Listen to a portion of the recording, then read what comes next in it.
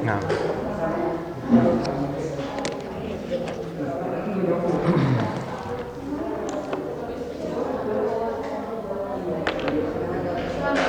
Salam. Nah.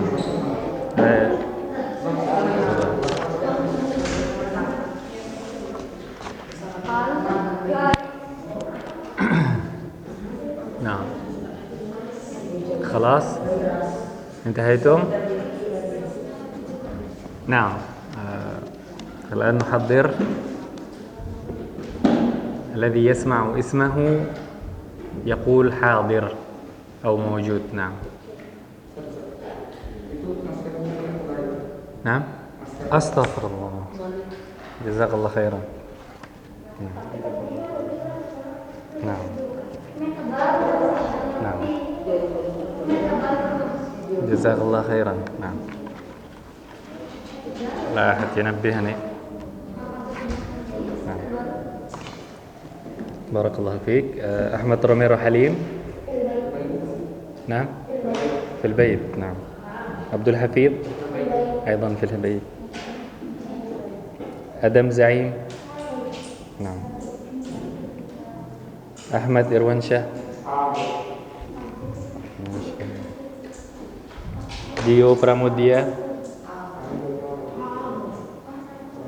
فتح الرحيم. حبيبي زكي.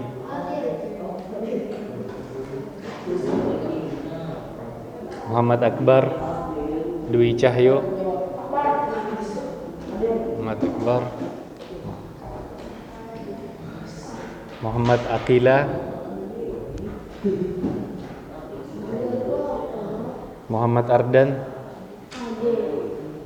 Aina. Nah. Muhammad Ashifa.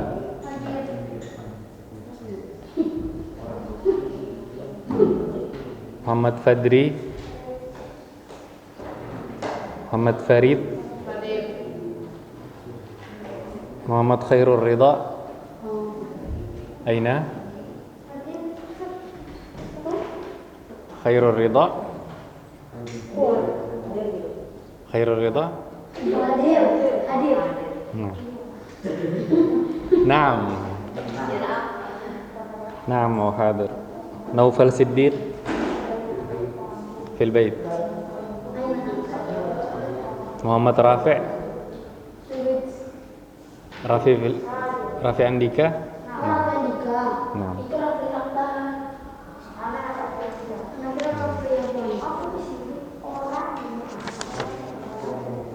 محمد ريحان.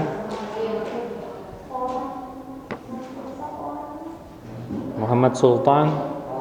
نعم. محمد شمسي الفجر.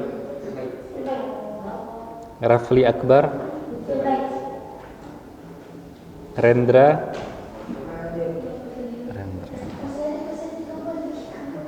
رفقي. شفيق.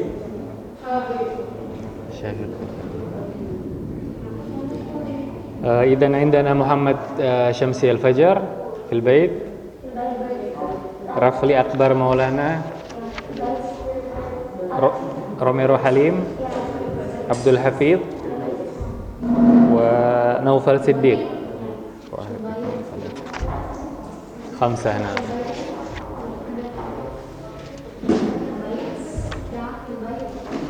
نعم.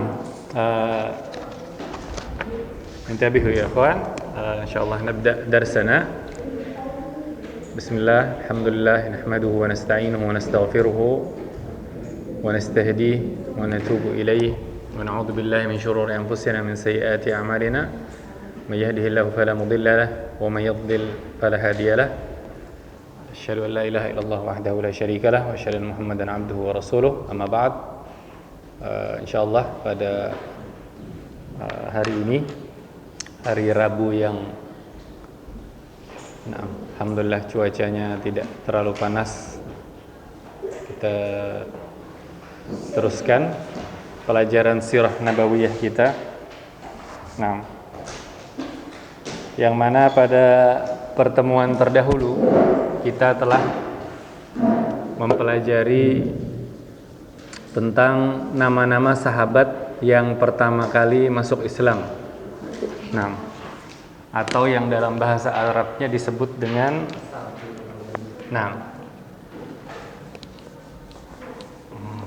jadi kalau gelar itu biasanya semakin tinggi orang yang memberikan gelar, semakin terhormat seseorang. Maka para sahabat, sebagaimana yang Allah Subhanahu wa taala sebutkan dalam Quran, was-sabiqunal awwaluna minal muhajirin wal ansar. Itu gelar yang Allah berikan kepada mereka adalah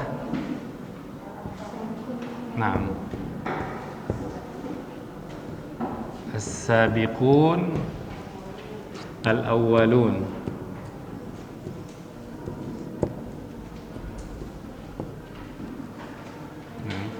As-sabiqun itu artinya yang terdahulu atau yang pertama.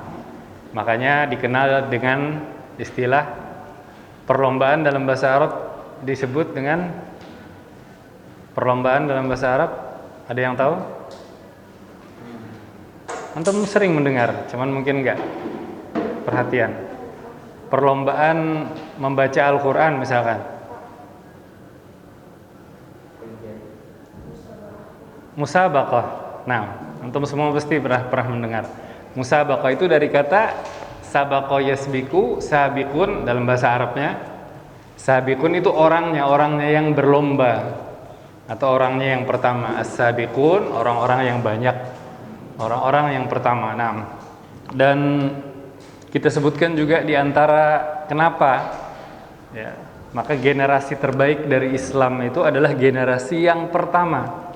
Sebagaimana dikatakan oleh Nabi sallallahu alaihi wasallam, khairu ummati qarni. Sebaik-baik umatku adalah generasiku, kata Nabi. Jadi Nabi bersama para sahabat yang bertemu dengan beliau. Tsummal ladzina yalunahum. Kemudian generasi yang terbaik berikutnya adalah generasi yang bertemu dengan para sahabat Nabi atau yang disebut dengan para tabi'in. Kemudian yang terbaik adalah yang berikutnya lagi, yaitu orang yang bertemu dengan para tabi'in atau yang disebut dengan tabi'ut tabi'in. Jadi makin dahulu seseorang generasinya bertemu dengan Nabi, maka makin mulia dia. Itu dalam secara umum secara umum, walaupun bisa saja kadang-kadang orang yang datang dari generasi yang berikutnya bisa jadi mungkin lebih alim dari orang yang beberapa orang generasi terdahulu. Itu bisa saja, karena kita terus-menerus mengenal akan adanya para alim atau ulama dari generasi-generasi berikut. Sesudah generasi sahabat, Allah Subhanahu wa taala terus jadikan bagi umat ini para ulama-ulama. Dan sekarang kita berbicara mengenai para sahabat Nabi sallallahu alaihi wasallam. Kita sebutkan pada pertemuan yang lalu dari berbagai golongan. Yang pertama masuk Islam misalkan dari kalangan wanita, yang pertama adalah Khadijah radhiyallahu anha. Kemudian dari kalangan lelaki dewasa, sesudah Nabi SAW diutus menjadi Rasul adalah Abu Bakar. Adapun sebelum Nabi SAW diutus menjadi Rasul adalah siapa? Waraqah bin Naufal. Itu dari kalangan orang dewasa. Kemudian dari kalangan hamba sahaya atau mantan hamba sahaya, Zaid bin Harithah yang hidup di rumah Nabi SAW. Kemudian dari kalangan remaja atau anak-anak, Ali bin Abi Thalib radhiyallahu anhu wa ardhah. Dan juga kita sebutkan berikutnya sahabat yang pertama-tama masuk Islam melalui dakwahnya Abu Bakar Siddiq radhiyallahu anhu. Ya, Abu Bakar dengan kebaikan akhlak beliau, ya. Beliau adalah orang yang pandai bergaul, ya. Makanya banyak temannya, banyak yang senang. Maka ketika beliau mengajak orang-orang untuk masuk Islam, maka banyak yang menyambut dakwah beliau. Juga Abu Bakar dikenal sebagai orang yang mengerti tentang sejarah. Abu Bakar radhiyallahu anhu, beliau menguasai banyak tentang sejarah bangsa Arab, sejarah terdahulu, dan juga tentang ilmu nasab. Ya, dalam kalangan bahasa Arab ada yang bangsa Arab ada yang disebut dengan nasab, yang mengetahui bapaknya, kakeknya, keturunan sampai ke atas. Nah, itu dikenal. Jadi orang datang dari mana, Abu Bakar bisa tahu, oh ini dari sini, asalnya dari daerah sini. Nah, itu menjadikan dakwah beliau mudah diterima. Dan kita sebutkan juga ada 5 sahabat yang masuk Islam melalui dakwahnya Abu Bakar. Di antaranya adalah Utsman bin Affan, kemudian Zubair bin Awam, Abdurrahman bin Auf, Sa'ad bin Abi Waqqas, dan terakhir Talhah bin Ubaidillah. Ya, mereka 5 ini, dan dari 5 ini mereka adalah separuh dari 10 sahabat yang Nabi SAW kabarkan masuk surga. Nah, dan ana yakin insyaallah antum semua hafal nama ke-10 sahabatnya karena sudah dijadikan di masjid nama-nama halaqah. Ada berapa halaqahnya? 10 pas berarti ya. Pas 10 nama sahabat yang dijamin masuk surga oleh Nabi SAW. Nah, dan sedikit ya ikhwan, sedikit di antara kenapa para sahabat Nabi adalah yang terbaik di antara umat ini, kita bisa lihat bagaimana saat mereka hidup Nabi SAW mengabarkan mereka akan menjadi penduduk surga, sudah dijamin surga. Namun ternyata itu tidak merubah sama sekali dari amal mereka. Bayangkan kalau hari ini, ya, mungkin antum kadang-kadang pernah mendengar sebagian, ya, kalau sahabat memang dari Nabi SAW sudah dijamin masuk surga. Adapun orang-orang berikutnya, ya, yang di zaman kita apalagi, siapa yang menjamin? Tidak ada yang menjamin kita masuk surga. Walaupun kita selalu berdoa Allah Subhanahu wa taala memberikan kita surga, memberikan kita hidayah, dan istiqamah. Namun ternyata kadang-kadang ada saja orang yang berani di zaman sekarang menjamin surga kepada orang lain. Memberikan sejumlah uang, ya. Katanya nanti kalau di surga ikut sama rombongannya saya. Naudzubillah.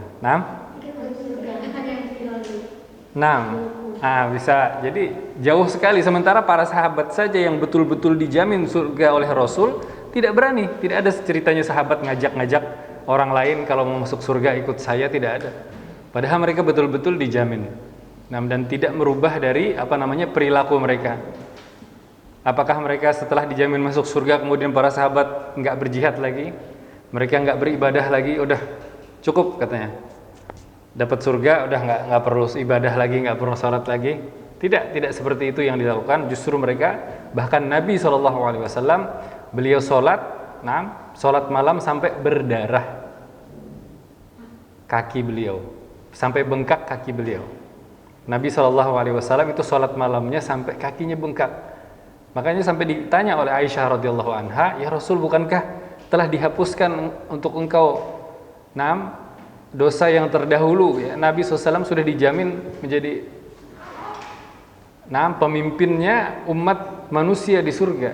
Namun ibadahnya sampai begitu." Maka kata Nabi SAW, "Afala akunu abdan syakura." Tidakkah aku menjadi seorang hamba yang pandai bersyukur, kata Nabi SAW. Maka sungguh benar apa yang dikatakan Allah Subhanahu wa taala dalam Al-Qur'an, laqad kana lakum fi rasulillahi uswatun hasanah, dan sungguh telah ada pada kalian pada diri Rasulullah SAW itu suri tauladan yang mulia, yang baik. Dan insyaallah ya ikhwan, kita teruskan hari ini pada halaman 59. Silahkan buka halaman 59, kita meneruskan berikutnya para sahabat yang di antara yang pertama masuk Islam Orang-orang yang pertama masuk Islam, halaman 59. Nah, tanggal 4 ya hari ini, 4 November. Nah, siapa yang membaca? Nah, tafadhal. Nanti gantian insyaallah. Nah, Di antara yang pertama masuk Islam adalah yang pertama, Suhaib bin Sinan Ar-Rumi. Ia termasuk mawali Basra saya. nah, barakallahu fiik. Yang pertama ya ikhwan adalah Suhaib Ar-Rumi. Beliau diberikan gelar Ar-Rumi ya. Sebetulnya padahal beliau bukan orang Rum. Sahabat Suhaib Ar-Rumi ini pada masa kecilnya beliau hidupnya di daerah Irak. Di daerah Irak ya. Itu ayah beliau adalah penguasa di daerah sana. Namun karena terjadi peperangan, karena Irak itu berada di perbatasan antara Romawi dengan Persia. Ya, jadi Irak itu waktu itu dikuasai Persia, namun di perbatasan dengan Romawi, diserang. Ya, satu waktu Suhaib yang kecil, waktu itu masih kecil beliau bersama ibunya, bersama rombongan berangkat, pengen liburan lah istilahnya. Namun di perjalanan diserang oleh pasukan Romawi. Akhirnya pengawalnya dibunuh, ya, yang sisanya ditawan. Termasuk diantaranya Suhaib yang masih kecil ditawan, kemudian diperjualbelikan menjadi budak. Karena yang menawan adalah tentara Romawi, dibawa pulang ke Romawi. Ya, Romawi itu di daerah sekarang mungkin daerah Suria, Libanon atau Turki yang sekarang. Namun penduduknya dulu bukan yang sekarang. Sekarang sudah Muslim semua. Kalau dulu mereka beragama Nasrani. Maka dibawalah Suhaib ini yang masih kecil diperjualbelikan menjadi budak ya. Pindah dari satu tuan ke satu tuan, akhirnya tumbuh. Dan akhirnya yang menjadi bahasa ibu beliau adalah bahasa Romawi. Walaupun kecilnya orang Arab ya, lahir di Irak, berbahasa Arab, namun karena dari kecil sampai tumbuh besar ya, hidupnya di daerah Romawi, tinggalnya sama orang Romawi, ngomongnya bahasa Romawi, akhirnya itulah yang menjadi bahasa ibu beliau. Nah, sampai suatu waktu sahabat Suhaib Ar-Rumi ini mendengar dari salah seorang tuannya karena budak, tuannya itu berbicara dengan seorang pendeta Nasrani. Dan pendeta ini menceritakan tentang dekatnya muncul Nabi akhir zaman. Karena memang kita pelajari pada pelajaran yang terdahulu bahwa di kitab-kitab terdahulu, di antaranya terutama kitab Injil, itu telah disebutkan akan datangnya Nabi SAW. Maka Suhaib pun mendengar ini, juga mendengar di Mekah ya, akan keluar di Mekah katanya seorang Nabi terakhir. Maka akhirnya setelah ada kesempatan ya, diceritakan ada beberapa riwayat menyatakan bahwa beliau kabur dari negeri Romawi menuju Mekah. Namun ada juga riwayat yang menyatakan beliau waktu itu dibeli oleh seorang Arab ya, dari suku Bani Kalb yang diperjualbelikan akhirnya sampai ke Mekah. Diceritakan dibeli oleh salah seorang tokoh Mekah yang bernama ada yang masih ingat pelajaran kita Hilful Fudul? Ada yang masih ingat? Nabi SAW pada masa jahiliyah, sebelum diutus menjadi Rasul, pada masa muda beliau pernah menghadiri sebuah perjanjian. Nah, yang disebut dengan Hilful Fudul. Yang beliau puji, bahkan setelah beliau menjadi Rasul, kalau aku diajak, kata Nabi SAW, untuk hadir setelah menjadi Rasul, beliau akan hadir. Nah, di rumah siapakah? Di rumah siapakah perjanjian Hilful Fudul terjadi? Ada yang masih ingat pelajaran kita yang lalu? Dalam hadis yang sama Nabi SAW menyatakan perjanjian itu lebih saya sukai daripada unta merah. Di rumah barakallahu fiik, di rumah Abdullah bin Jud'an At-Taimi. Jadi diceritakan Suhaib ini dibeli oleh Abdullah bin Jud'an At-Taimi, salah seorang tokoh Quraisy ya, yang terkenal dengan kebaikan akhlaknya pada masa jahiliyah. Akhirnya dibeli oleh Abdullah bin Jud'an sampai akhirnya dibebaskan oleh Abdullah bin Jud'an di Mekah. Jadi kita lihat di sini bagaimana Suhaib ini ketika ada kesempatan untuk pergi dari negeri Romawi itu tidak kembali ke Irak, tidak kembali ke kota kelahirannya istilahnya. Nah, tidak pulang kampung. Namun karena mendengar akan datangnya Nabi, maka ke Mekah, justru negeri yang baru lagi. Maka datanglah beliau ke Mekah, tinggal di Mekah ya. Karena beliau orang luar, maka untuk hidup di Mekah harus ada perjanjian dengan tokoh Mekah. Akhirnya amanlah beliau di Mekah, tidak ada yang mengganggu karena ada Abdullah bin Jud'an yang menjadi istilahnya sponsor beliau. Beliau pun melakukan perdagangan, berdagang sampai berhasil. Namun walaupun sekarang tinggalnya di Mekah, kembali berbahasa Arab seperti bahasa masa kecil beliau, namun tetap karena beliau tumbuhnya berbahasa Romawi, akhirnya ketika berbicara bahasa Arab pun tetap ada berat lisan, ada beberapa huruf. Nah, jadi beberapa pengucapan beberapa huruf gitu. Jadi diceritakan satu waktu Umar bin Khattab datang berkunjung ke kebunnya Suhaib bin Sinan ini. Kemudian Suhaib bin Sinan ini memanggil Yanas, Yanas katanya. Jadi Umar bingung nih, kok Yanas itu maksudnya wahai orang-orang ya. Yanas, Nas ya orang-orang. Yanas, maka Umar bingung, ini saya berkunjung ke dia kok dia malah manggil orang-orang. Maka akhirnya dikasih tahu oleh sahabat yang lain bahwa yang dimaksud beliau itu bukan Yanas, bukan orang-orang, tapi Yahnas. Yahnas itu nama pembantunya sahabat Suhaib, pembantu memanggil pembantu beliau.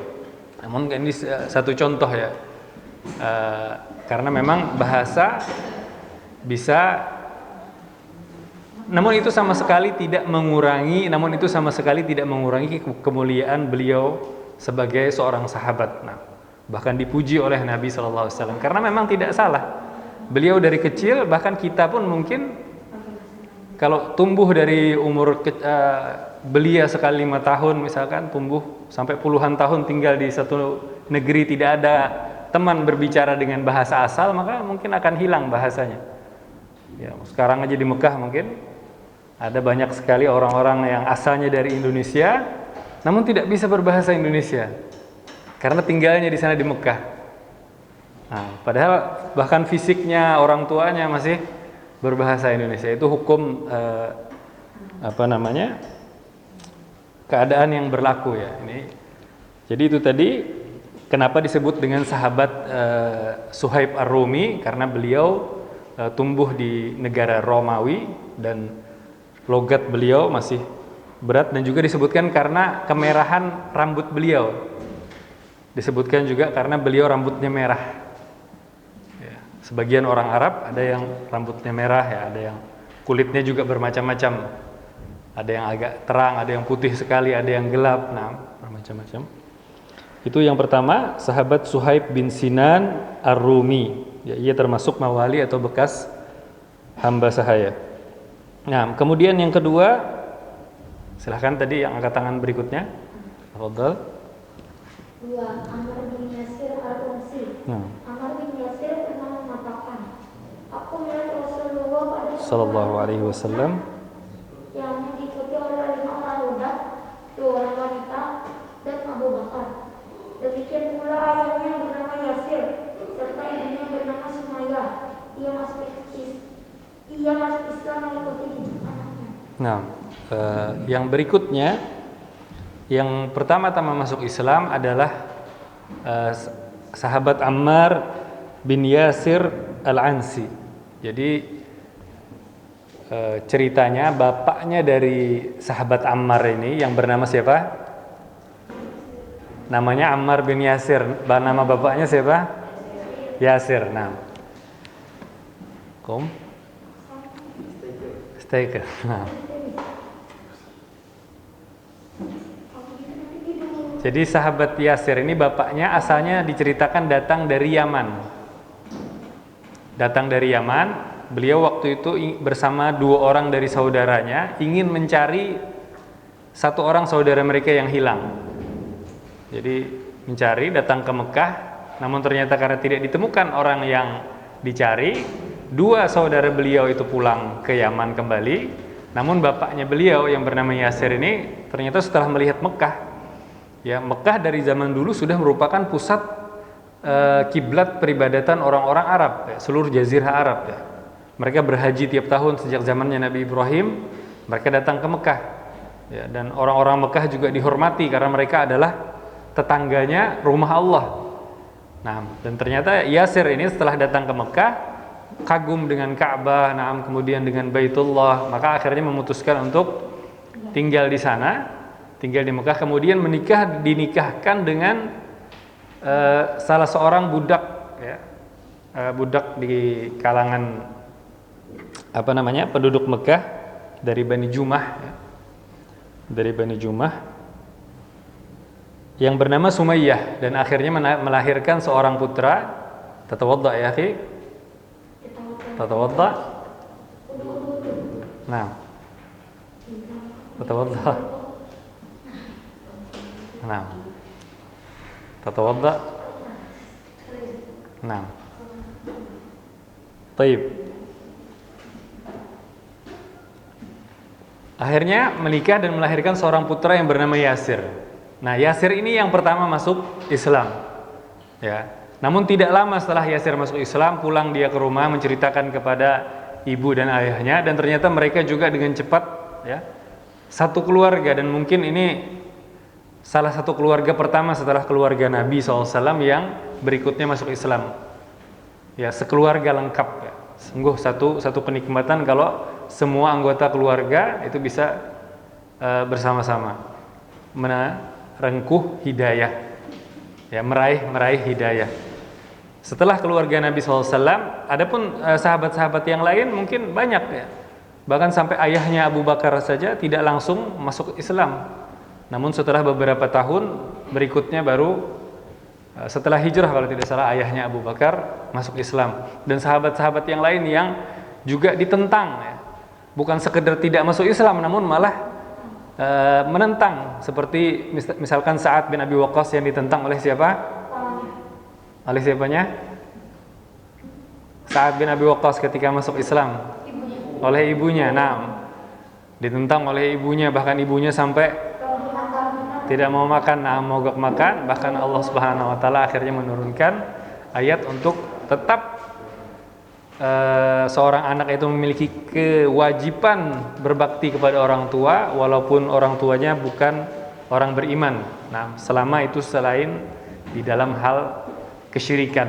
Adapun kemaksiatan atau kesyirikan itu tidak boleh. Nah, itu ya ikhwan.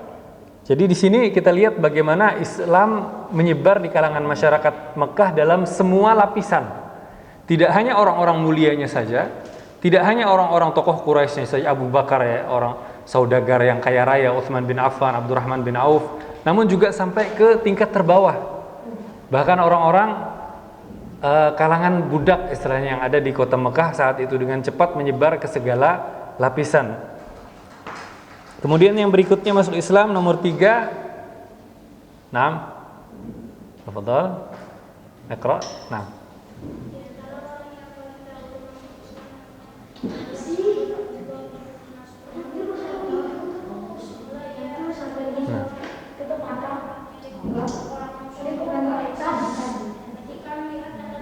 Yang lain mendengarkan. Nah. Sallallahu alaihi wasallam.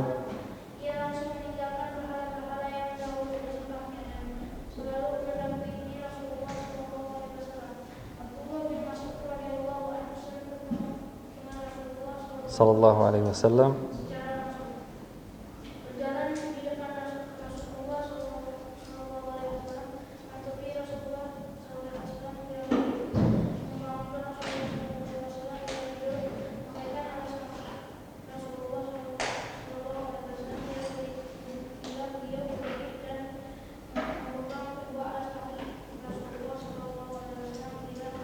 Nah, barakallahu fiik. Dan sahabat berikutnya adalah Abdullah bin Mas'ud radhiyallahu an.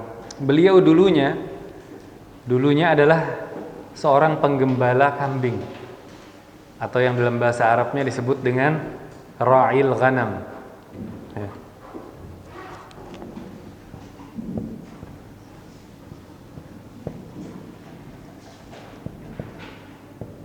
ra'il ghanam, ya, pengembala kambing. Dan tentang pengembala kambing pada pelajaran kita yang terdahulu juga kita sebutkan bahwa ini adalah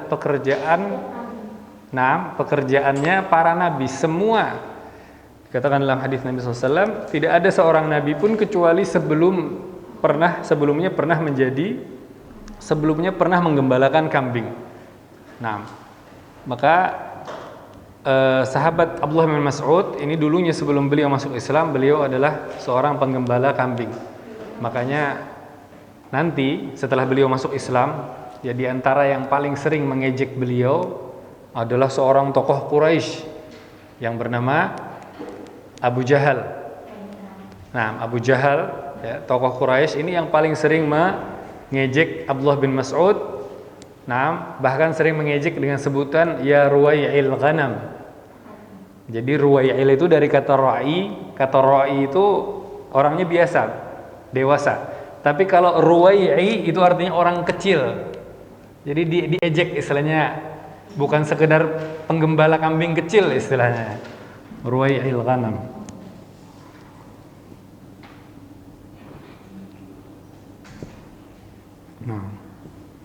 Ruwai'il ghanam. Maka Abdullah bin Mas'ud ini ya ikhwan, setelah diceritakan di antara kisah masuk Islamnya beliau adalah karena Nabi SAW pernah bersama Abu Bakar bertemu dengan Abdullah bin Mas'ud yang tengah menggembalakan kambing. Kemudian Nabi SAW meminta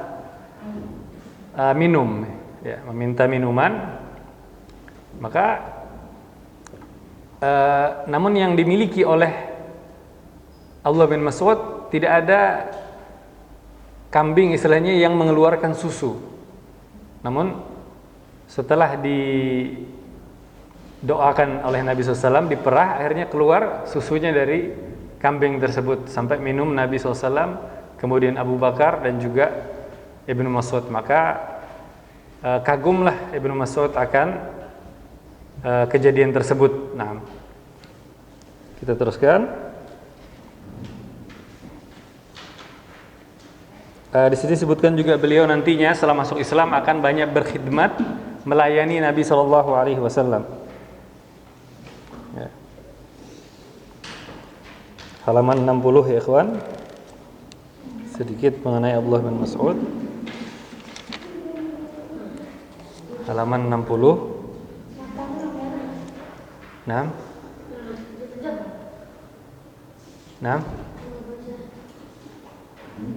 Taqra. Naam. Abu Dzar Al-Ghifari. Di antara yang lebih dahulu masuk Islam ialah sahabat Abu Dzar Al-Ghifari. Ia adalah seorang Arab yang tinggal di daerah pedalaman. Masih bahasanya dan manis itu katanya. Ketika kabar diutusnya Rasulullah Sallallahu Alaihi Wasallam telah sampai kepadanya, ia berkata kepada saudaranya, naiklah kendaraan menuju lembah ini, kemudian berikanlah keterangan dan penjelasan kepadaku tentang seorang laki-laki yang mengaku bahwa dirinya adalah nabi yang diberi wahyu dari langit. Kemudian dengarlah percakapannya, lalu ceritakanlah kepada kita. Nah, sampai di situ. Barakallahu fiik. Jadi diceritakan Abu Dzar Al-Ghifari radhiyallahu an, beliau berasal dari Bani Ghifar. Ya, suatu suku yang tinggal di jalur menuju Syam. Jadi kalau mungkin sedikit seperti peta jazirah Arab itu. Jadi kota Mekah itu di sini. Nah, ini Mekah. Ini di atas ini adalah Syam, yang sekarang menjadi 4 negara, ya, Suriah, Lebanon, Palestina, Yordania. Ini namanya Syam. Dan orang Mekah mereka setiap tahunnya melakukan perjalanan 2 kali, ya. Li'ilafi Quraisy ilafihim rihlatasy syita'i was-shayf. Jadi perjalanan pada waktu musim dingin dan musim panas. Musim dingin mereka kemana? Ke Yaman, betul. Dan musim panas mereka ke Syam, karena di Syam hawanya dingin, lebih adem dari Mekah.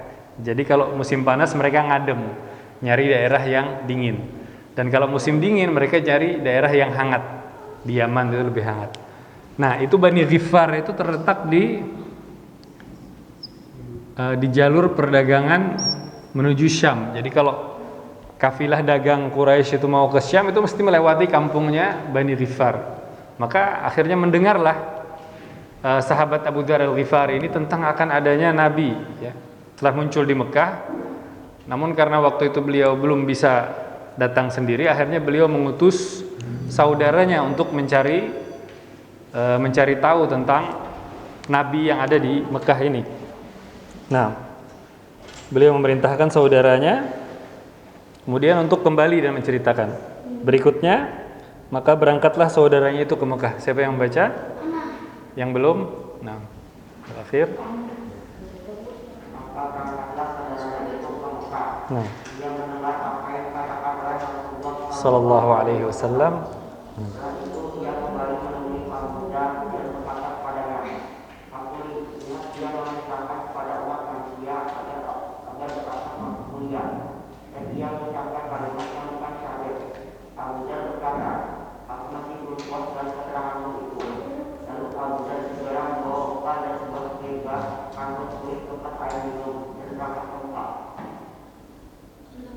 Nah, maka karena tidak, maka berangkatlah saudaranya Abu Dzar tadi ke Mekah setelah mengetahui kabar tentang Nabi SAW, pulang dan kemudian menceritakan tentang Rasul Shallallahu Alaihi Wasallam, mengatakan bahwa orang ini mengajak kepada akhlak yang mulia dan perkataan yang dia ucapkan itu bukan syair, ya, karena Nabi Shallallahu Alaihi Wasallam diutus pada saat masyarakat Arab itu berada di puncak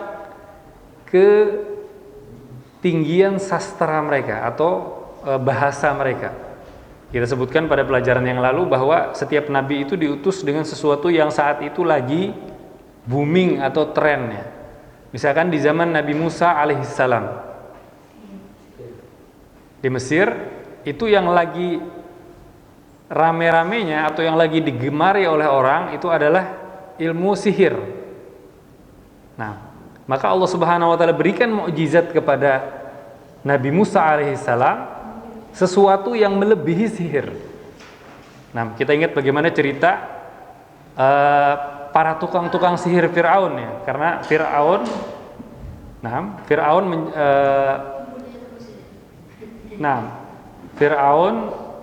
itu mengatakan bahwa yang mukjizat yang dibawa oleh Nabi Musa adalah sihir. Nah, maka akhirnya diadakan pertandingan ya. Pertandingan antara Nabi Musa dengan tukang sihirnya Fir'aun. Jadi tukang sihir yang bukan ecek-ecek istilahnya.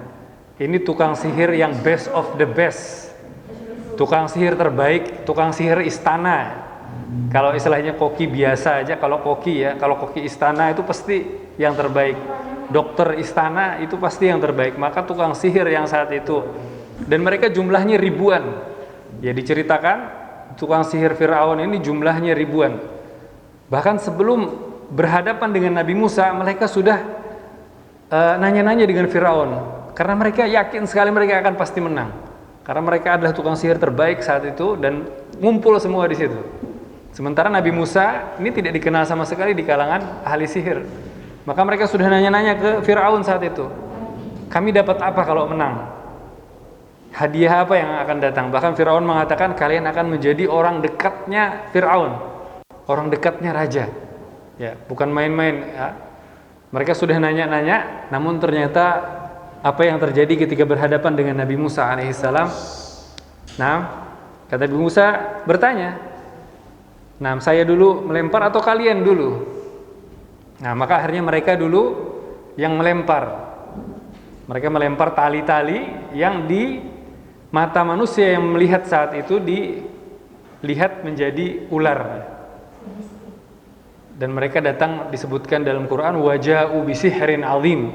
Allah Subhanahu wa taala menceritakan bahwa para tukang sihirnya Fir'aun itu mereka telah datang dengan sihir yang hebat.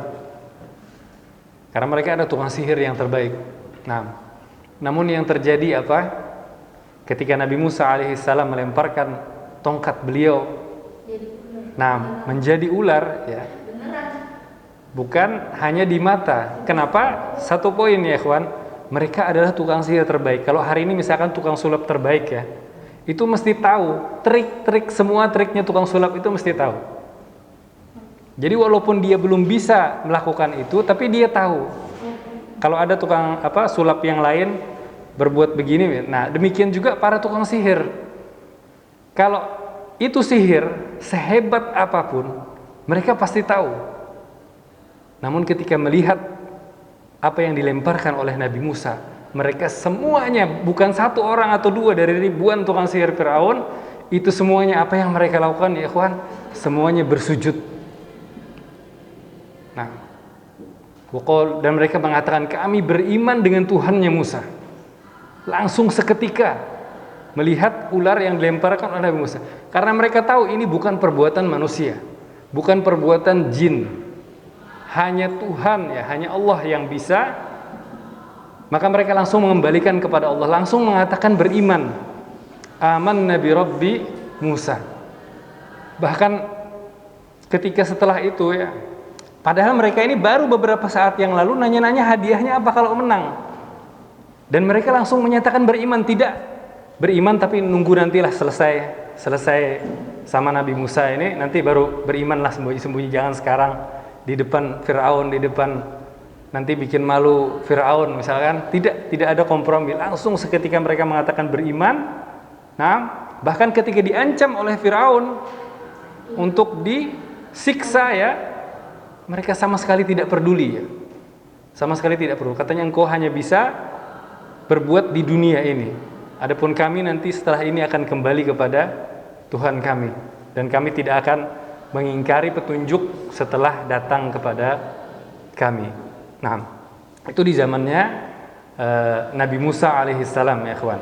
Yang saat itu tersebar, yang saat itu digemari orang adalah ilmu sihir. Kemudian di zaman Nabi Isa alaihissalam, saat itu yang sedang digemari orang adalah apa? Ada yang tahu di zamannya Nabi Isa alaihissalam? Nah, pengobatan, ilmu pengobatan di zaman Nabi Isa alaihissalam yang digemari oleh orang-orang adalah ilmu pengobatan ya. Maka Allah Subhanahu wa taala berikan kepada Nabi Isa alaihissalam mukjizat yang lebih dari ilmu pengobatan yang ada. Beliau dengan izin Allah bahkan bisa menghidupkan orang yang mati, nah, menyembuhkan penyakit-penyakit yang saat itu tidak bisa disembuhkan oleh pengobatan manapun. Dan ketika Nabi SAW diutus kepada bangsa Arab, mereka saat itu berada di puncak ketinggian bahasa mereka. Jadi mereka bisa syair ya, terutama dalam syair-syair. Jadi orang seketika ya kawan, tidak pakai ambil kertas atau pulpen, namun dengan pikirannya bisa langsung membuat, kalau kita mungkin pantun ya, bahasa kita pantun itu istilahnya paling beberapa kata kan. Nah, puisi ya. Dan ini bisa langsung panjang. Bahkan ada puisi yang bisa dibikin akhirannya sama semua, sajak ya kalau bahasa kitanya. Itu dengan bahasa Arab. Nah, maka Al-Qur'an diturunkan kepada mereka itu dengan bahasa yang sempurna. Yang orang Arab paling bagus bahasanya sekalipun tahu bahwa ini bukan perkataan manusia. Tidak mungkin ini perkataan manusia. Maka disebutkan tadi saudaranya Abu Dzar tadi. Saudaranya Abu Dzar ketika menceritakan kepada Abu Dzar, ini bukan syair kata dia. Di awal kita baca tadi bahwa Abu Dzar ini adalah orang yang fasih bahasanya. Beliau bukan orang yang tidak paham bahasa, bahkan sangat mengerti. Jadi ketika Al-Qur'an datang, nah mendengar saudaranya Abu Dzar, maka tahu bahwa ini bukan perkataan manusia, ini bukan syair. Nah, maka karena tidak puas ya mendengar Abu Dzar, tidak puas mendengar cerita saudaranya, akhirnya memutuskan untuk berangkat sendiri ke Mekah. Beliau bawa perbekalan beliau, dan setelah sampai di Mekah, nah, siapa yang baca ya kawan? Nah, yang belum biar semuanya dapat giliran, insyaallah yang lain mendengarkan. Setelah sampai di Mekah, ia langsung menuju Masjidil Haram. Ia mencari Nabi Sallallahu alaihi wasallam. Tetapi ia masih belum mengenalnya. Ia tidak mau bertanya kepada orang lain karena ia tahu bahwa orang-orang Quraisy membenci orang yang ingin berbicara dengan Rasulullah Sallallahu alaihi wasallam.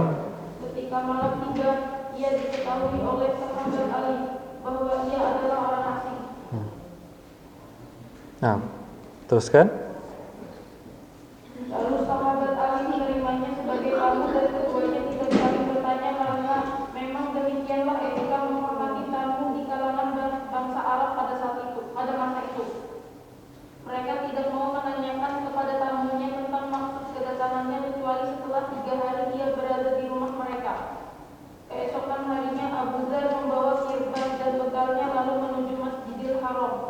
Pada hari itu ia selalu berada di dalam masjid, tetapi ia juga masih belum bertemu Rasulullah hingga sore harinya. Setelah sore menjelang malam, ia kembali ke tempat istirahatnya. Tetapi sahabat Ali bertemu lagi dengannya di masjid. Ali pun bergumam, sekarang sudah tiba saatnya bagi tamuku untuk tahu akan rumah yang ia singgahi kemarin. Kemudian Ali membangunkan dan mengajaknya pergi ke tempat ia menginap tadi malam. Mereka berdua tidak saling bertanya. Pada hari ketiganya setelah Ali melakukan hal yang serupa, ia bertanya kepada Abu Dzar, "Tidakkah sebaiknya engkau ceritakan kepadaku apa maksud kedatanganmu?" Abu Dzar menjawab, "Jika engkau berjanji bersedia memberikan petunjuk kepadaku, aku bersedia untuk menyampaikan tujuanku kepadamu." Ali pun bersedia. Lalu Abu Dzar menceritakan apa tujuannya. Setelah Ali mendengar tujuannya, segera ia berkata, "Sungguhnya dia, Muhammad, memang benarlah utusan Allah. Untuk itu, pagi hari nanti engkau harus mengikutiku. Dan jika aku melihat sesuatu yang aku khawatir akan membahayakan dirimu, aku akan melakukan gerakan seolah-olah menuangkan air. Bila aku terus berjalan tanpa rintangan, hendaknya engkau tetap mengikutiku sehingga engkau memasuki rumah yang aku masuki." Kemudian keduanya mengerjakan hal yang telah disepakati itu. Nah, barakallahu fiik. Jadi ikhwan, setelah sampai di Mekah, ya Abu Dzar setelah sampai, beliau langsung menuju Masjidil Haram. Dan sengaja beliau tidak bertanya kepada orang-orang Quraisy karena Nabi SAW pada masa itu, ini kita berbicara dari awal pelajaran kita, masa dakwah secara sembunyi-sembunyi atau dakwah sirriyah, ya. Atau dalam bahasa Arab disebut dengan dakwah as-sirriyah.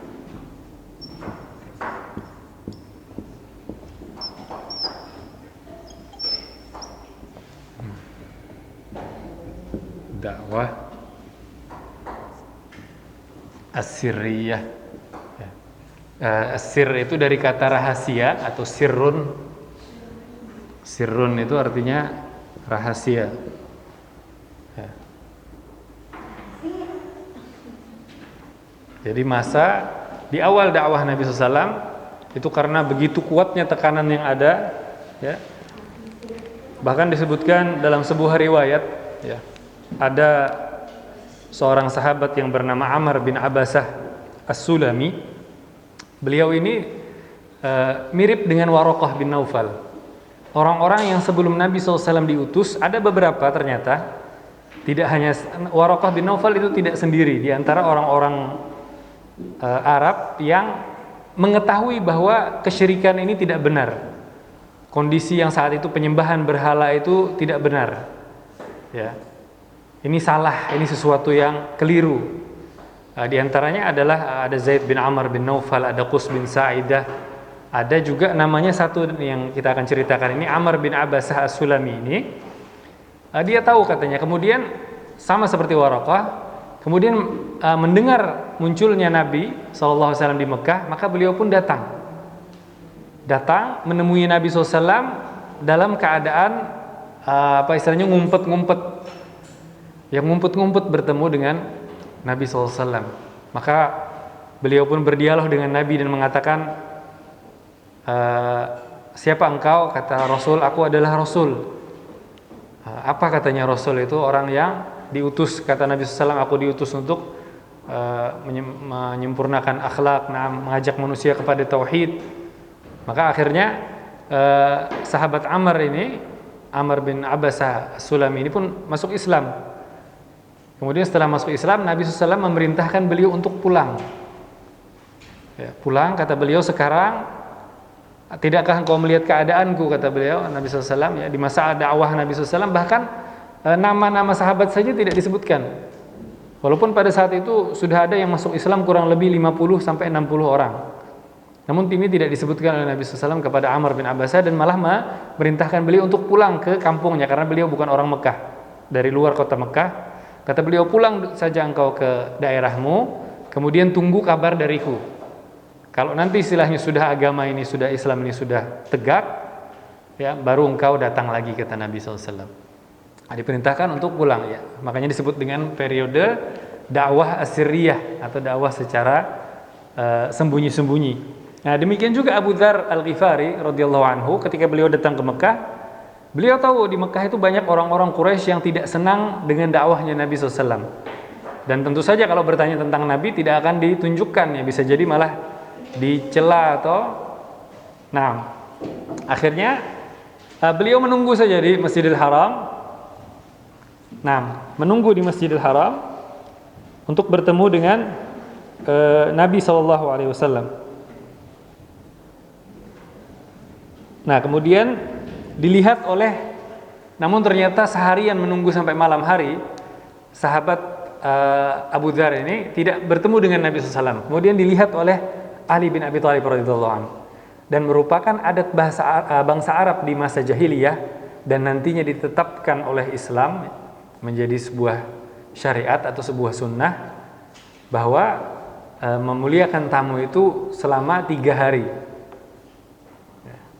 Disyariatkan untuk menampung istilahnya tamu. Bahkan di masa jahiliyah mereka tidak sekedar menampung, menanyakan saja setelah 3 hari baru ditanya. Adapun pertama datang langsung diterima. Dan ini sudah sejak zamannya Nabi Ibrahim.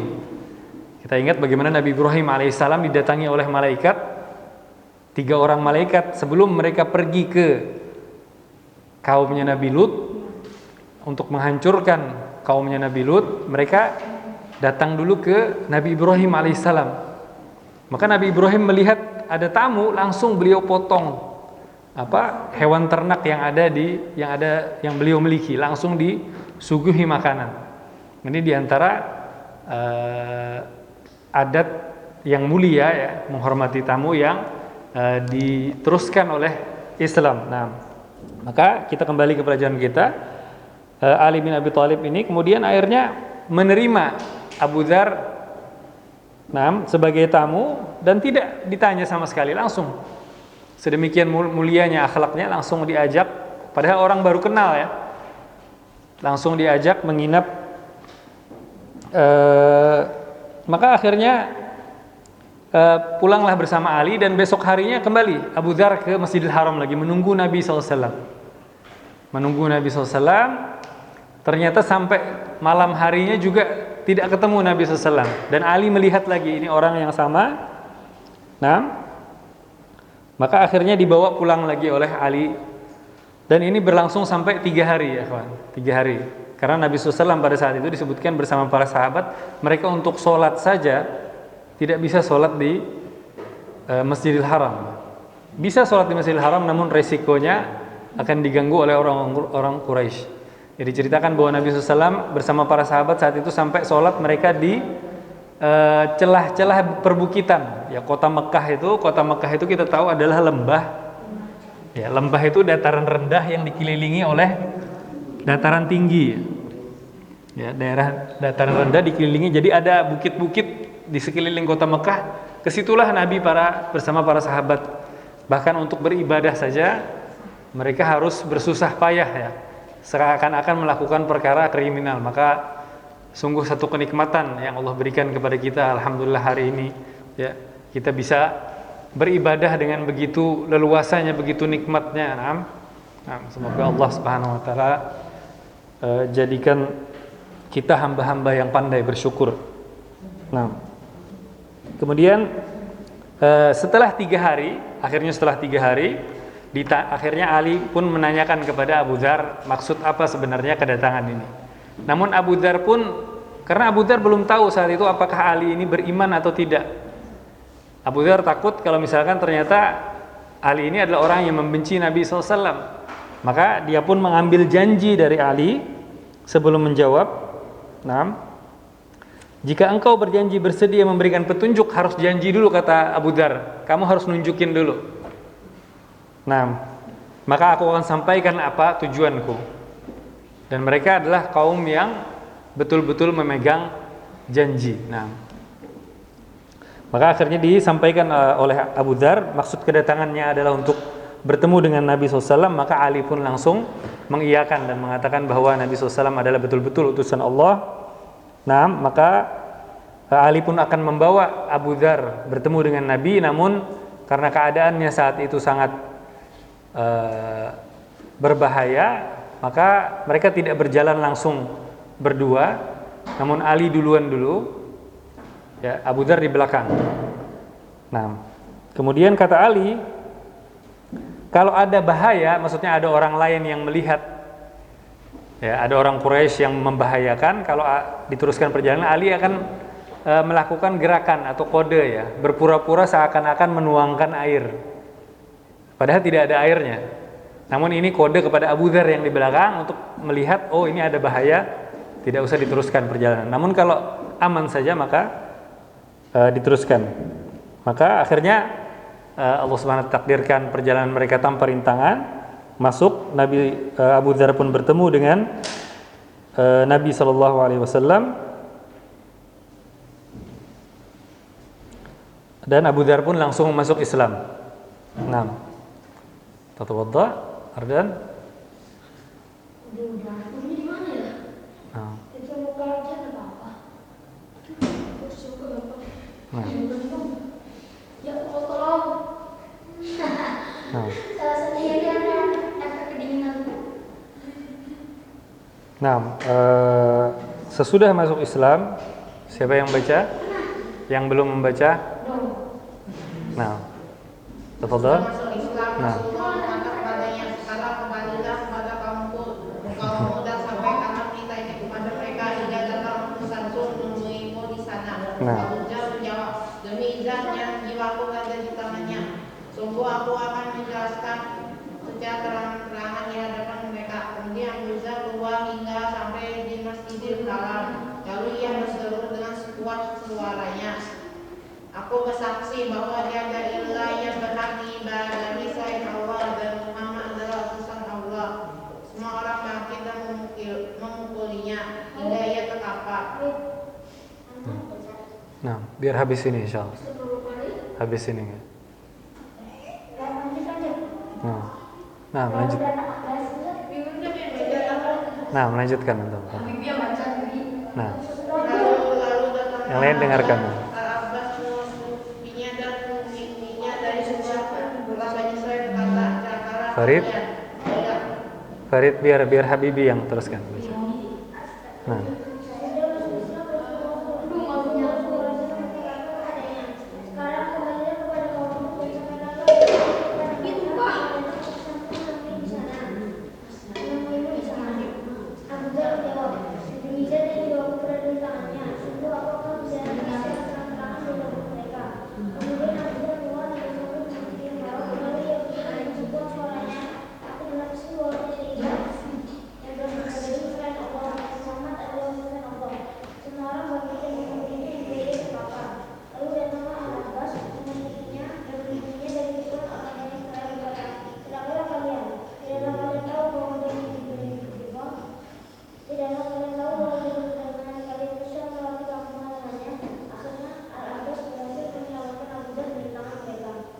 Nah, barakallahu fikuma. Nah, jadi ikhwan, akhirnya setelah masuk Islam, Nabi SAW memerintahkan sama seperti yang diperintahkan oleh Nabi SAW kepada sahabat Ammar bin Abbasah yang tadi kita ceritakan. Abu Dzar juga karena beliau bukan orang Mekah. Sistem yang saat itu berlaku di Mekah, ya ikhwan, orang luar kalau masuk itu harus ada jaminan atau sponsor dari orang yang ada di dalam Mekah, dari tokoh Mekah. Adapun kalau dia langsung seorang diri masuk, maka itu akan berbahaya sekali. Bisa jadi akan diganggu dan tidak ada yang membelanya. Maka harus ada, maka sahabat-sahabat yang tadi masuk Islam dari luar kota Mekah yang diperintahkan oleh Nabi setelah mereka masuk Islam adalah pulang ke daerahnya masing-masing. Nah, karena kalau mereka tetap di Mekah nanti akan menjadi bulan-bulanannya istilahnya orang-orang Quraisy. Berbeda dengan Nabi SAW, misalkan dengan Abu Bakar. Nabi dibela oleh keluarga beliau karena beliau orang asli Mekah. Abu Bakar juga demikian, ada keluarga beliau yang menjaga. Maka tidak bisa orang-orang kafir Quraisy langsung serta-merta menyakiti mereka. Maka Abu Dzar pun, namun Abu Dzar tidak merasa puas dengan apa yang diperintahkan oleh Nabi SAW. Beliau ingin menunjukkan identitas keislamannya di depan orang-orang Quraisy, ya. Maka beliau pun keluar ke Masjidil Haram, ya. Dan Abu Dzar padahal tahu ya orang-orang yang ada di ketika beliau datang saja untuk beliau bertanya mencari Nabi saja, beliau tidak bertanya kepada orang Quraisy karena tahu mereka benci. Itu mencari Nabi saja. Kira-kira apalagi kalau meneriakkan kalimat tauhid di hadapan orang-orang musyrik. Istilahnya jauh akan membuat mereka lebih murka lagi. Namun itu yang dilakukan oleh Abu Dzar Al-Ghifari. Maka beliau pun kemudian berteriak ya dengan sekuat suara beliau, asyhadu an la ilaha illallah wa anna muhammadar rasulullah. Maka akhirnya orang Quraisy pun langsung, ini mereka merasa istilahnya nantang ya kalau bahasa kita sekarang. Ini orang banyak sendirian berani-berani nantang, akhirnya dikeroyok sama orang-orang Quraisy. Nah, sampai akhirnya datang paman Nabi SAW Al-Abbas bin Abdul Muttalib ya. Kemudian membela dan mengingatkan orang Quraisy, ini orang Bani Ghifar katanya. Kafilah kalian itu mesti lewat daerahnya dia, dan sistem suku yang berlaku saat itu, sistem suku yang berlaku kalau ada satu orang saja anggota suku mereka diganggu oleh suku yang lain, maka itu bisa menyebabkan peperangan antara suku. Maka akhirnya selamatlah Abu Dzar. Kemudian ternyata besok harinya dilakukan lagi. Nunggu orang Quraisy ya, di depan orang Quraisy yang berkumpul begitu banyak, asyhadu an la ilaha illallah wa asyhadu anna muhammadar rasulullah. Maka dipukul lagi beliau, dibela lagi oleh Al-Abbas. Jadi tidak ada kapoknya di dalam Islam. Abu Dzar Al-Ghifari tidak kapok-kapok. Nah,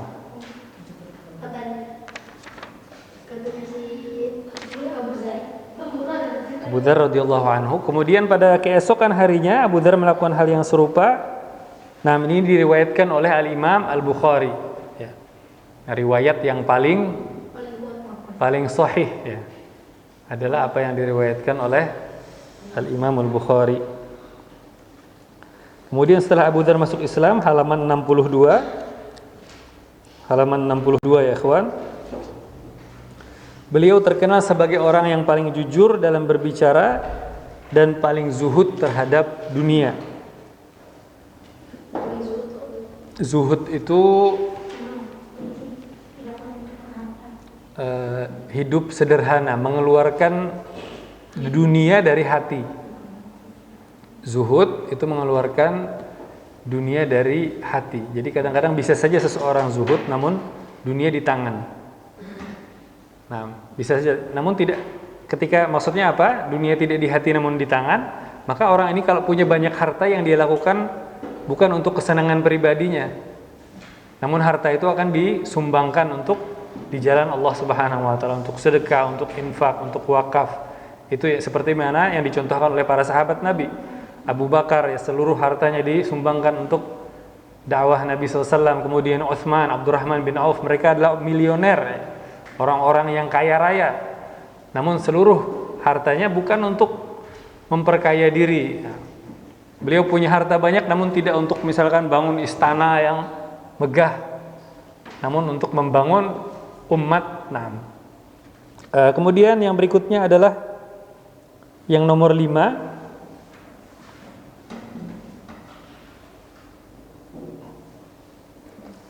Jadi kalau kita sebutkan ada 10 sahabat yang dijamin masuk surga, mungkin yang ke-9-nya sering antum dengar ceritanya.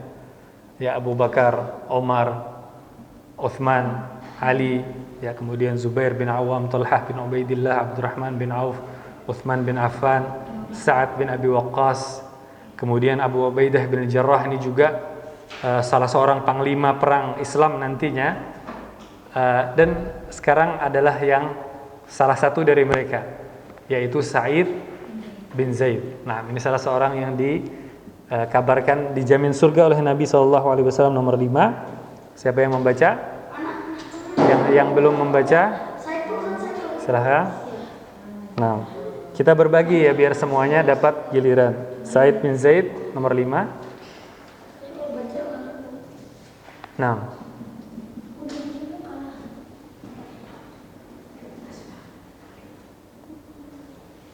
Nah, tafadhal. Nah,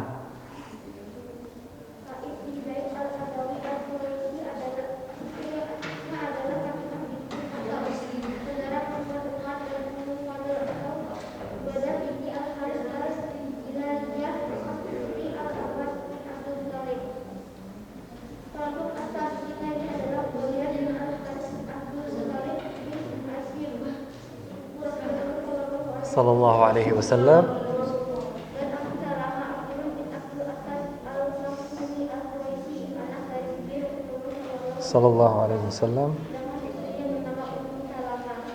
Kemudian Utsman bin Maz'un al-Jumahi Nah, al-Quraisy dan dua orang laki-laki lainnya Qudamah dan Abdullah bin Al-Arqam bin Abil Arqam al-Makhzumi al-Quraisy. nah, jadi Sa'id bin Zaid ini adalah iparnya siapa? Umar bin Khattab radhiyallahu anhu. Karena Sa'id bin Zaid ini menikah dengan Fatimah bintul Khattab.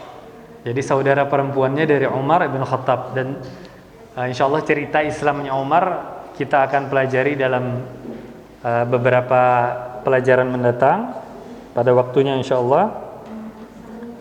Kemudian juga yang masuk Islam pertama ini sekarang tidak diberikan nomor ya. Tidak diberikan nomor. Jadi sekarang dirangkum satu nomor, ada beberapa nama. Kalau sebelum-sebelumnya itu satu nomor satu nama. Kalau sekarang dalam satu nomor ada beberapa nama. Yaitu Sa'id bin Zaid itu satu nama, istrinya adalah Fatimah, saudara perempuan Umar. Kemudian yang berikutnya adalah Ummu Fadl. Itu juga diantara yang pertama-tama masuk Islam. Nama beliau adalah Lubabah bintul Harith al-Hilaliyah. Ummul Fadl itu diantara yang awal-awal masuk Islam. Bekas istrinya Al-Abbas bin Abdul Muttalib. Jadi menikah kemudian berpisah. Kelompok as-sabiqin lainnya adalah Ubaidah bin Harith bin Abdul Muttalib. Jadi ini adalah sepupu Nabi SAW. Karena Nabi SAW adalah Muhammad ibnu Abdullah ibnu Abdul Muttalib. Maka ini Ubaidah ibnu Harith. Jadi bapaknya dia ini Harith, kakak adik dengan Nabi, pamannya Nabi SAW. Jadi sepupu sekali dengan Nabi SAW.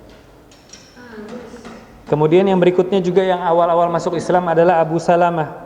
Nama beliau adalah Abdullah bin Abdul Asad. Abu Salamah al-Makhzumi al-Qurashi. Al-Makhzumi ini ada yang tahu sukunya siapa? Seorang tokoh Quraisy yang sangat memusuhi Islam. Nah, Abu Jahal. Masih satu suku dengan Abu Jahal, Bani Makhzum ya. Anak dari bibi Rasulullah SAW. Jadi masih sepupu Nabi SAW. Nah, Syariah. Sedangkan istrinya bernama Ummu Salamah. Nah, kemudian Utsman bin Maz'un al-Jumahi dan beserta dua orang saudara laki-lakinya, Qudamah dan Abdullah. Kemudian yang terakhir di sini adalah Al-Arqam bin Abil Arqam, dari suku yang sama juga dengan Abu Jahal, dengan Al-Makhzumi dari Bani Makhzum, yang mana nanti di rumah Al-Arqam inilah Nabi SAW akan berkumpul dengan para sahabat. Jadi rumah Al-Arqam ini sengaja dipilih karena pertama orangnya berasal dari Bani Makhzum, sukunya Abu Jahal. Tidak bakal ada yang nyangka kalau Nabi berkumpul dengan para sahabat di rumah seseorang dari suku musuh besarnya, istilahnya. Orang mungkin akan terfikir Nabi berkumpul di rumahnya mungkin saudara beliau dari Bani Hashim, dari Bani Abdul Muttalib. Namun tidak akan ada yang nyangka kalau itu di rumahnya. Maka dipilihlah rumah Al-Arqam bin Abil Arqam, dan juga karena rumahnya ini terletak di Bukit Sofa. Bukit Sofa Marwah itu di dekat Masjidil Haram, dan pintu rumahnya ini terletak di belakang. Jadi mungkin karena posisinya dari bawah itu sangat menurun karena di perbukitan ya, maka pintunya itu di belakang. Jadi tidak kelihatan orang yang keluar masuk. Jadi lebih aman bagi Nabi dan para sahabat untuk menuju dan keluar dari sana, dari penglihatan orang-orang Quraisy. Kemudian berikutnya nomor 6 adalah as-sabiqin awalin, lainnya adalah jadi ikhwan, jangan sampai antum merasa capek atau kebanyakan dengan banyaknya nama-nama para sahabat. Nah, karena mereka betul-betul orang yang hidup membela Nabi SAW dan nyata. Mungkin kalau kita hitung hari ini hero-hero yang tidak ada, yang fiktif semua ya, itu ada puluhan, mungkin antum masing-masing dari antum mungkin hafal puluhan. Mungkin kalau dihitung satu-satu ya, Superman, Batman, Spiderman dan lain-lain itu sampai puluhan, dan itu tidak capek antum menghafalkannya. Padahal itu semuanya khayalan, semuanya tidak nyata, semuanya tidak ada. Orang-orang kafir ketika mereka tidak punya sosok pahlawan yang diangkat, maka akhirnya bagaimana kalau mereka mau menyemangati? Ya, akhirnya mereka bikin yang tidak ada. Namun kita alhamdulillah Allah Subhanahu wa taala berikan dalam agama ini manusia yang nyata, yang betul-betul hidup di muka bumi. Maka ini adalah diantara para sahabat Rasulullah sallallahu alaihi wasallam. Kemudian yang berikutnya as-sabiqin al-awwalin, lainnya adalah Khalid bin Sa'id. Siapa yang baca? Yang belum membaca? Yang belum sama sekali. Man yaqra? Taqra? As-sabiqin al-awwalin, lainnya adalah Khalid bin Sa'id bin Al-As bin Umayyah bin Abu Syams al-Umami al-Quraisy. Khalid adalah seorang pemimpin terkemuka suku Quraisy. Bila ia terlambat menyuguhi tamu, maka orang-orang Quraisy akan bertugas menyuguhi tamunya demi menghormati kedudukannya. Pada mulanya Khalid bermimpi akan jatuh ke jurang yang sangat dalam sekali, tapi ia ditolong oleh Rasulullah sallallahu alaihi wasallam. Keesokan harinya ia menemui Rasulullah dan bertanya, apakah yang kau seru, hai Muhammad? Rasulullah sallallahu alaihi wasallam menjawab, aku mengajakmu untuk beribadah kepada Allah yang tidak tiada sekutu baginya. Hendaknya engkau berhenti dari apa yang engkau lakukan sekarang, yaitu menyembah berhala yang tidak dapat mendengar dan melihat serta tidak dapat mendatangkan manfaat dan mudarat. Berbuat baiklah kepada kedua orang tuamu, janganlah membunuh anakmu karena takut miskin, janganlah melakukan perbuatan zina, baik terang-terangan maupun secara tersembunyi. Janganlah membunuh jiwa yang diharamkan oleh Allah membunuhnya kecuali dengan alasan yang benar, dan janganlah engkau mendekati pasangan yatim kecuali dengan maksud yang lebih baik sehingga anak yatim itu mencapai usia balik. Hendaknya engkau menunaikan kafaran dan timbangan secara adil. Hendaknya engkau berlaku adil dalam memutuskan jika diserahi tugas untuk memutuskan sekalipun terhadap kerabatmu sendiri. Dan hendaknya engkau menunaikan janji dengan orang yang mengadakan perjanjian denganmu. Akhirnya Khalid bin Sa'ad masuk Islam, dan sejak saat itu ayahnya marah kepadanya dan menyakitinya sampai menahan makanan untuknya. Lalu ia pergi menemui Rasulullah sallallahu alaihi wasallam dan tinggal bersama beliau. Ia meninggalkan ayahnya di pinggiran kota Mekah. Tidak berapa lama kemudian saudara laki-lakinya yang bernama Amr bin Sa'id mengikuti jejak saudaranya masuk Islam. Barakallahu fiik. Jadi ikhwan, berikutnya adalah seorang sahabat yang bernama Khalid bin Sa'id bin Al-As.